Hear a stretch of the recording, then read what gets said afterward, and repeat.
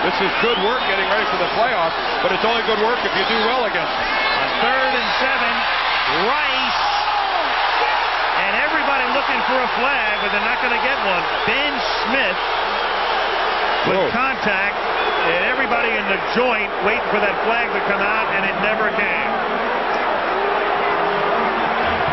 Well, 49ers are complaining, and perhaps there was contact. I don't think it was inhibitive for Jerry Rice, because the ball was well overthrown. This is Ben Smith, number 26. You be the judge. I mean, Rice put the hands up, and that's usually when Young goes to him. That's a good non-call by the official. I think it is too. You know, from a distance, it looked like Smith was all over Rice, but that hand was between Rice's arm and Rice's body. That is superb work by the officials. 49ers were going for it on 4th and 7, and the Eagles didn't have the right people on the field, so Philadelphia takes a timeout with 3:17 to play in the half.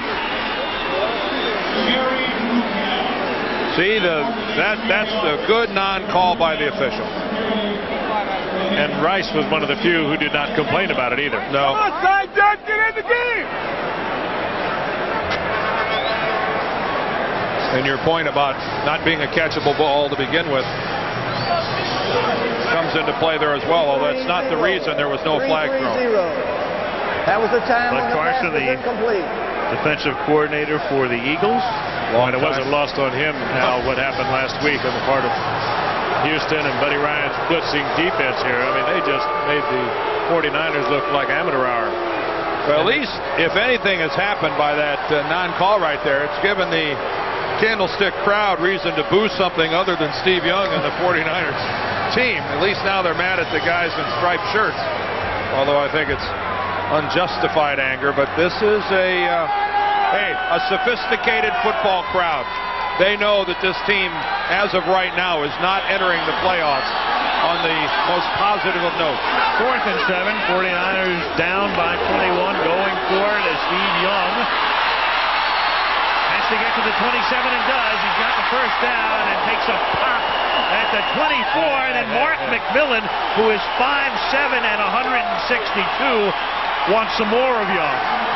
Somebody will pick him up and spike him. I don't know why McMillan bounced up the way he did and looked like he drove a knee into Young's chest and hit him again. Why was he so happy? Young got the first down. Oh, he's lucky he didn't get a call. Watch the end of this play.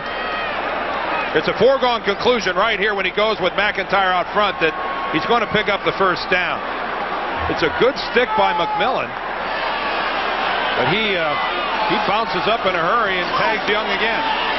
10-yard gain in the first down, and Young floats one to the 16-yard line. Jones makes the catch, takes it to the 14.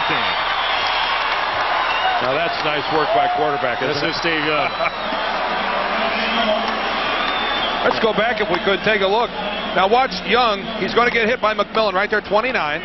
But look how quickly McMillan gets back up and drives his left leg. I know he's excited and exuberant, and when you're 5'7", when you're lifting him off the tarp. When you're 5'7", 162, you don't get a chance to hit anybody that cleanly very often.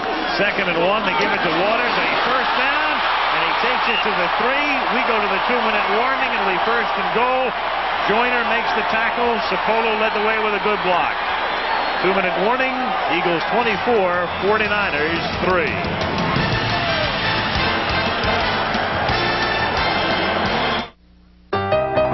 Comic Relief, 6. If you have never watched the show, maybe you don't know how to laugh. So here are a few laughs that you can try at home. There's the nervous laugh. The polite laugh. The big burly Viking laugh. The 20 packs a day laugh. 49ers have a 1st and goal at the Philadelphia 3-yard line. Eagles on top 24-3, 157 to go in the first half. You know, even if they get this touchdown and bring it to 24-10 and they go in that way at halftime, again, we'll go back to the decision that George Seifert is going to have to make. The team is the first good drive that they put together tonight. I think he's got to leave Steve Young in the ballgame. On 1st and goal, Young to Rice, touchdown. He needs 2. That's number 124. Walter Payton has Walter Payton has 125 career NFL touchdowns, and the great Jim Brown has 126. Young's fast to lead to Jerry Rice for the touchdown. That's his 16th touchdown of the season, 15 on receptions and 1 rushing. Nice little kind of a pick out there as 84 Brent Jones just worked up into the end zone. But again, Philadelphia caught it man-for-man coverage against Jerry Rice. It doesn't work. Kofor boots it through.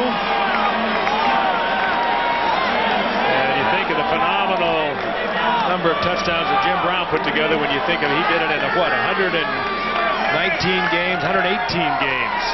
And Jerry Rice is playing his 140th tonight. Of course, then you can say that Jerry Rice didn't get the call on 2nd and goal either. First and goal at the 1-yard line, those kinds of touchdowns are perhaps much easier to make than the ones that Jerry Rice has put together during his career. Well, when you start challenging records that are held, and the two people you're chasing are named Payton and Brown, you're in pretty rarefied air, wouldn't you say? I'll tell you, he is a rarefied receiver. I think he is accepted by anyone ever involved in this game as the best ever to play.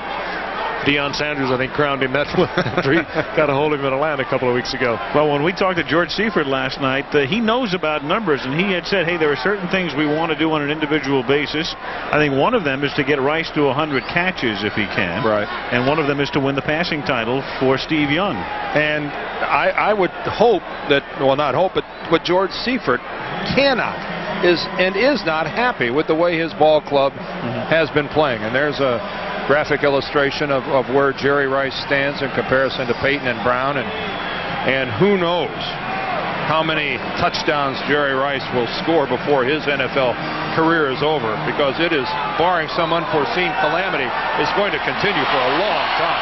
Herschel Walker took the kick at the 6-yard line, and Walker is out of bounds at the 25. The Eagles do not have a timeout. They've used all 3. The 49ers, should they elect to use them, have all of them remaining, all 3 of theirs. 1:48 to go in the half. Steve Young, of course, as we documented earlier, in pursuit of an unprecedented 3rd consecutive passing title, chasing always the ghost of Joe Montana here in San Francisco. You know what's going to happen now, guys? I can see this now. Brister's going to go back to pass. He's going to fumble, and Bud Carson's going to run over and punch Zeke Bradkowski. With the left hand this time. You can feel it coming, Ken. From the 25. Well, he is going to throw. Yeah, Brister dumps it off to Joseph. And Joseph gets hit by Hall up at the 33-yard line. I think Hall hit his own guy harder than he hit Joseph.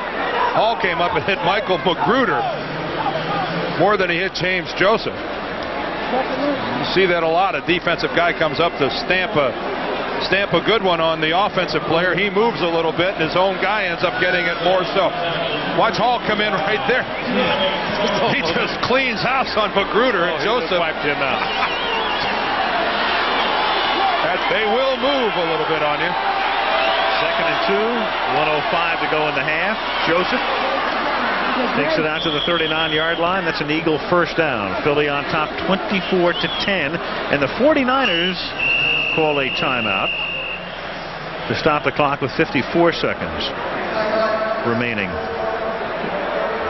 We were talking about that Houston situation and the Buddy Ryan punch last night, and I mentioned that Bud Adams had something to say today, the owner of the team. He said he was very concerned and disappointed. He understands it took place during the heat of the battle, but that does not excuse it. And he said that type of situation will not be tolerated within the organization. Gilbride, the offensive coordinator, was contrite today when he commented on it. He said it was an unfortunate incident. I'm embarrassed it took place. Meanwhile, Buddy Ryan simply said actions speak louder than words, strode from a podium to a room full of laughter. Should anyone be surprised by that type of behavior?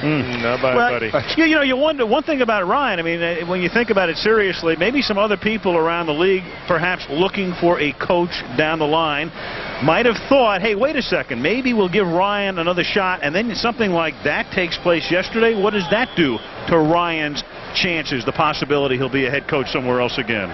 You would have to be a real Buddy Ryan optimist, Frank, to say that in some way that helped him. I think you hit it right on the head. The man can Not coach. on the jaw, but the head. Yeah. The man can flat out coach. Talking about Buddy Ryan, that's beyond dispute. But there's more to it than that. Here's Michael Young making the catch up at the 44-yard line, tackled by Eric Davis. Really can't just go around punching out your offensive coordinator.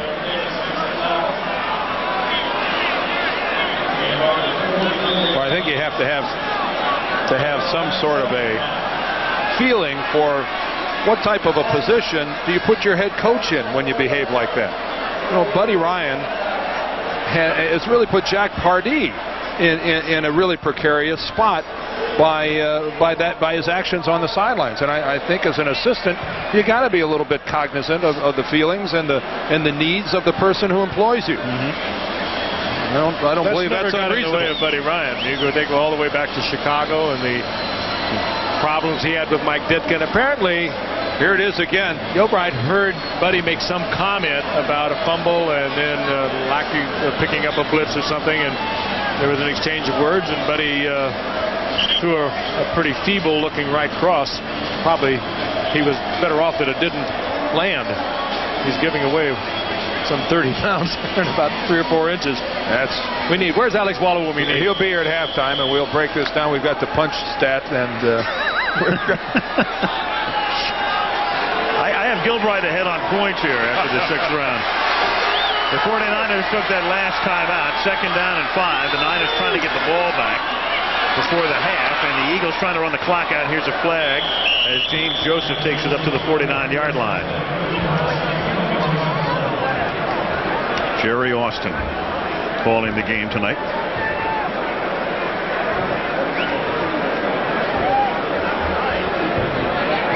Holding, number 72 of the offense, 10 yards, repeat 2nd down.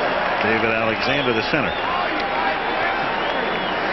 49ers, the 24 points they've given up, most they've allowed in the first half of a regular season game since 1982. That was the year after they won the Super Bowl. It was the strike year. 49ers had a terrible year, but it's the last terrible year they've had. And the Chargers had somebody named Dan Fouts. 2nd and 15 from the 35-yard line. Joseph stopped near the line of scrimmage. The 49ers will take their final timeout with 34 seconds, but the Eagles can simply run the clock out. All they have to do right now is just run a play, and that'll do it.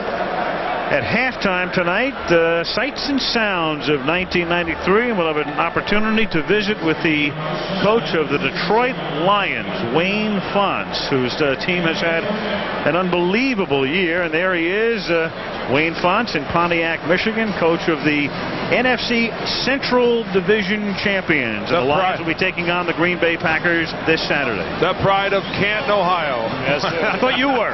Wasn't it a couple of years ago we had Wayne Fonts on? We were here in San Francisco. Yes. That's when the 49ers dismembered the Bears that night. Wayne was looking on. And they had a lot at stake that night because with the 49ers beating Chicago, it gave Detroit the Central Division title. Made him light up that cigar. Well, if Detroit beats Green Bay Saturday, their next game would be here on Saturday, January 15th. If Green Bay wins that game, the 49ers would get the winner of the Viking-Giant game. Really unusual. 2 rematches coming up in the playoffs. We've seen them before where the last week of the season 2 teams played and then had to play the following week, but now we're going to see it twice. The Packers and the Lions, and the Raiders and the Broncos. Here's Walker up to the 40-yard line, and that will effectively end the first half.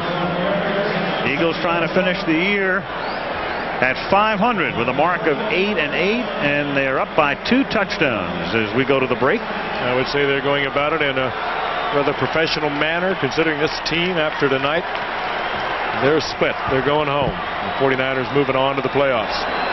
At the half, Philadelphia 24, San Francisco 10. Back we come at halftime activities after this message from